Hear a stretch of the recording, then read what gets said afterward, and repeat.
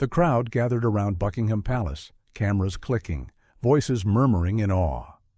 Among them stood a frail old man, his tattered coat barely holding against the chill of the London morning. His hands trembled, not from the cold, but from something deeper, something that made his presence here more than just another tourist's curiosity. No one noticed him. No one cared, that is, until a royal guard broke the rules. Arthur Jenkins had waited for this day for 70 years. As a young lad, he had visited London with his father, a veteran of World War II, who had promised him that one day they would return to the palace together. That day never came. His father never returned from the war, and life had been an endless struggle since. Arthur had grown up alone, bouncing between orphanages, then struggling through adulthood with menial jobs. He had fought for everything: food, shelter, dignity. Now, in the winter of his life, he had no one left. But there was one thing he did have: a memory, the memory of his father's promise. So here he was, an old man, standing before the very gates his father had spoken of so long ago. But he was invisible to the world. Tourists pushed past him, guards remained stoic. The ceremony of the changing of the guard continued, precision in every step, unwavering discipline in their faces. Arthur felt the sting of tears in his eyes. Maybe this had been foolish. Maybe he didn't belong here. Maybe his life, all of it, had been nothing but a collection of broken promises. Then it happened. As the last of the guards took their positions, one soldier broke his stance, an action so subtle, yet so against protocol that the crowd barely noticed. But Arthur did. The guard turned his head ever so slightly, making eye contact. Arthur froze. Had he imagined it? The guards never looked at anyone. They weren't allowed to. The young soldier, barely in his 20s, took a step forward, then another. Gasps erupted from the crowd. A royal guard abandoning his post? It was unheard of.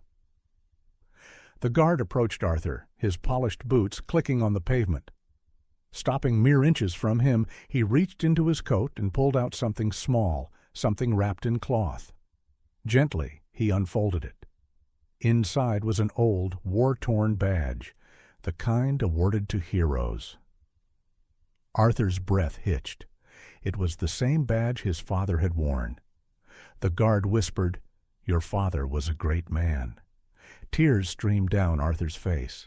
The crowd fell silent, the weight of the moment sinking in. How did this young soldier know? How did he have his father's badge? As if reading his thoughts, the guard continued, "My great-grandfather served alongside your father. When the war ended, he kept this, hoping one day he could return it to your family. He passed it down through generations, and today, I finally get to give it back." Arthur's frail hands clutched the badge as though it were life itself. The past 70 years of loneliness, of feeling forgotten, dissolved in an instant. His father hadn't just vanished into history. He was remembered. He was honored. Arthur sobbed, not out of sadness, but out of something he hadn't felt in years: peace. The guard, now teary-eyed himself, did something no royal guard had done in public before. He reached forward and embraced Arthur. The crowd erupted into applause. Some wiped away tears. Others stood in stunned silence. It was a moment of humanity breaking through the rigidity of tradition. News of the incident spread like wildfire. Video clips of the guard's compassionate act went viral, touching millions. The story of Arthur and his father's forgotten heroism made headlines worldwide. But the most unexpected change came in Arthur himself. For the first time in decades, he felt seen. Strangers wrote to him, thanking him for his father's service, inviting him into their homes, their lives. He was no longer alone. He was no longer invisible. And as for the young guard, his act of defiance led to an unexpected discussion within the royal guard itself. Tradition was vital, but so was humanity. Rules were important, but so was compassion. Policies began to shift, allowing for moments of acknowledgement, moments where soldiers could recognize the people before them, not just as tourists, but as individuals with stories, with history, with hearts. Months later, Arthur stood once more before Buckingham Palace. This time, he was not alone. The same guard, now a decorated soldier for his unprecedented act of kindness, stood beside him, not in rigid formality, but as a friend. Arthur held up the badge. 70 years ago, I thought I lost everything, but today I realize I gained something even greater. The guard smiled. A legacy.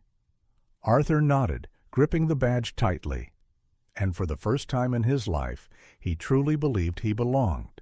Because sometimes all it takes is one act of kindness to change everything.